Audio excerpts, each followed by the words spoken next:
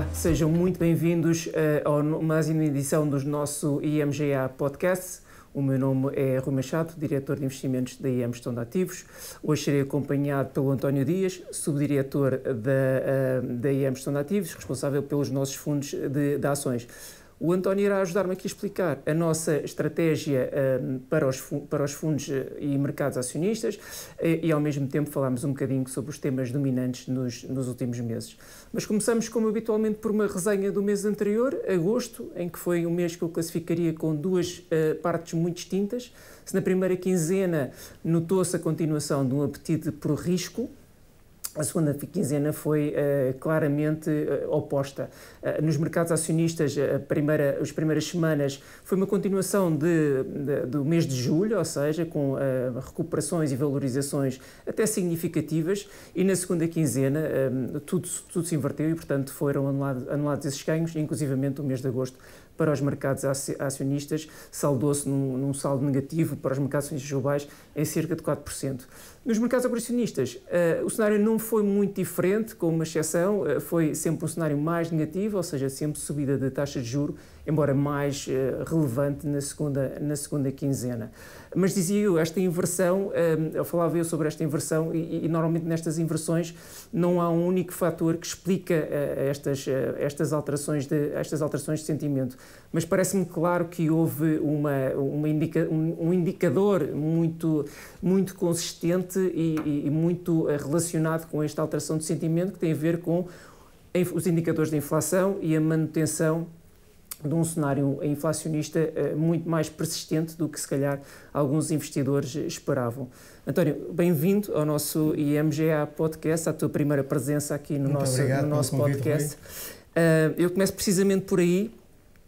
Tem sido o tema dominante nos últimos meses, tem sido, se calhar, o indicador que mais preocupações tem levantado aos investidores. Sendo tu responsável pelos fundos de ações, eu pergunto, como é que este cenário de inflação persistente tem afetado as ações, nomeadamente a nível setorial e geográfico? Tem sido o fator preponderante no mercado acionista este ano e generalizado a nível mundial. E, claramente, tem um impacto bastante forte a nível da performance setorial, penalizando fortemente setores onde as valorizações estavam mais onerosas, setores de cariz tecnológico e alguns de cariz cíclico. Energia, que também aqui, preços potenciados pelo conflito a decorrer na Ucrânia, tem sido o setor que tem melhor performado a nível global, beneficiando pela escalada do preço da energia. E, associado a isso, eu diria que é inevitável falarmos um bocadinho dos bancos centrais e das medidas que têm implementado para tentar controlar essa inflação, portanto, com políticas monetárias mais restritivas. Inclusivamente, Jerome Powell, o presidente da Reserva Federal norte-americana, dizia há cerca de 2 semanas que, ou alertava os investidores para a possibilidade de mais dores, e a expressão foi essa, nos próximos tempos. Achas que esse é o cenário mais plausível ou, pelo contrário, de alguma forma, o principal impacto desta subida de taxa de juros já se fez sentir nos mercados acionistas? Uma parte da subida de taxas de juros já se fez sentir no mercado acionista, nomeadamente na compressão de múltiplos de valorização das ações. Mas concordo, porventura, com o Presidente Powell da Fed, que, porventura, o mercado sentirá mais dores porque o percurso de subida de taxas de juros não acabou e as subidas de taxas de juros demoram algum tempo a refletirem-se na economia e essa parte ainda não está devidamente acautelada, na nossa opinião, no mercado.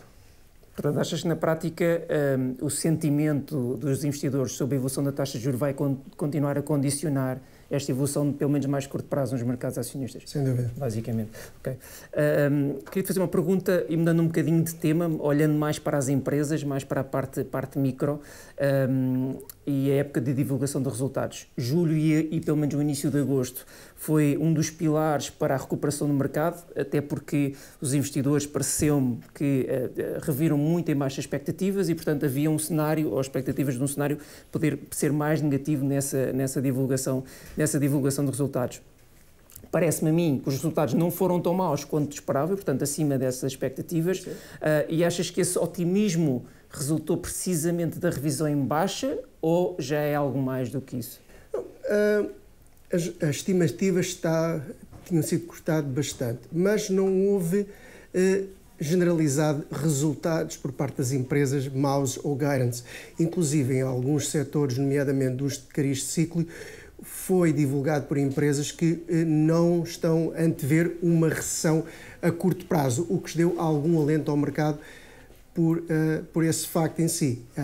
Houve alguns desapontamentos individuais, mas no cômputo geral, as expectativas divulgadas pelas empresas para os próximos trimestres foi, no cômputo geral, relativamente positivo.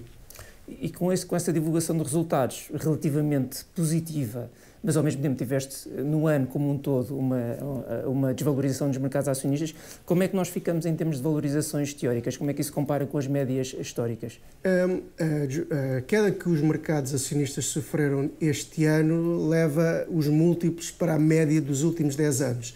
Temos de fazer aqui um ressalvo que as políticas, tanto fiscais como monetárias, nomeadamente nos Estados Unidos, para lidar com a pandemia dos últimos 2 anos, inflacionaram muito os múltiplos. Por isso, esta queda deste ano levam os múltiplos de valorização dos mercados para a média, grosso modo, dos últimos 10 anos. Quer dizer que neste nível não posso dizer que os mercados estão baratos ou estão caros. Estão... Portanto, não há de ser razão por si só não é razão por para si só o mercado fazer... para o mercado fazer aqui uma recuperação de performance. Okay.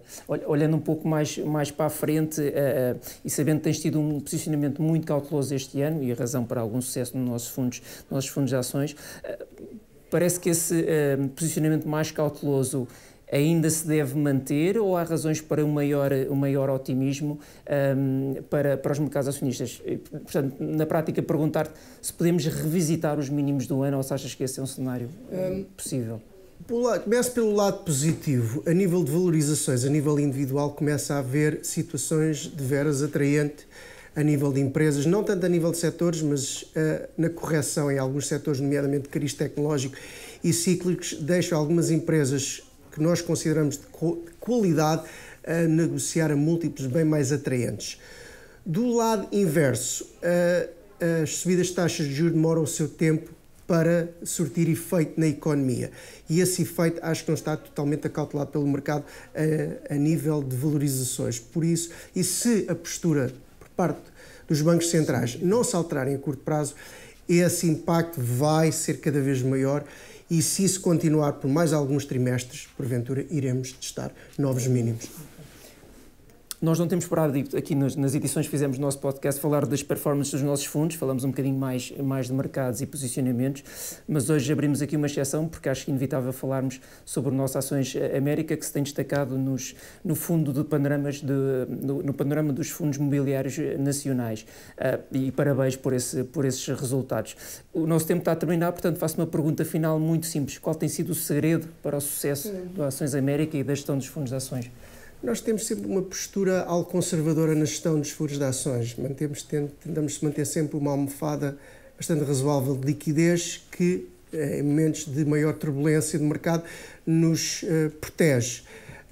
Este ano, o nosso posicionamento também tem sido bastante defensivo, com uma sobreponderação em setores de tecido defensivo, como, por exemplo, retalho alimentar e bens de consumo diário.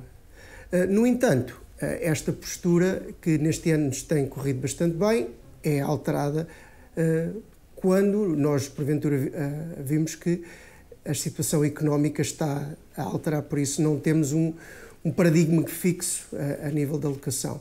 E esta postura que o Rui mesmo agora mencionou em relação ao Fundo de Ações América também se aplica ao nosso Fundo de Ações Globais, que atuamos com políticas bastante semelhantes. Sim.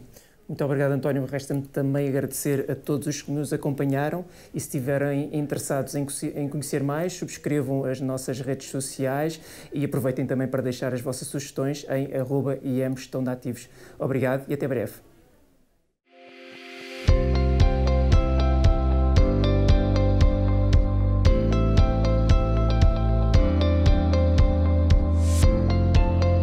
Qualquer informação ou opinião apresentada tem efeitos efeitos meramente informativos e está sujeita a alterações sem aviso prévio. A IMGA não é responsável pelo uso feito pelos ouvintes das informações que integram o presente podcast, nem pelos prejuízos, diretos ou indiretos, que lhe possam advir. Quaisquer rendibilidades divulgadas representam dados passados, não constituindo garantia de rendibilidade futura. O investimento em fundos pode implicar a perda do capital investido, caso o fundo não seja de capital garantido. Esta informação não dispensa a leitura da informação fundamental ao investidor e do prospecto, disponíveis em imga.pt, cmvm.pt e nos respectivos sites dos bancos distribuidores, antes de tomar uma decisão de investimento. Para qualquer informação adicional, contacte-nos nas redes sociais em IM Gestão de Ativos ou para o número de telefone 21 120 9100, de segunda a sexta-feira, das 9 às 18.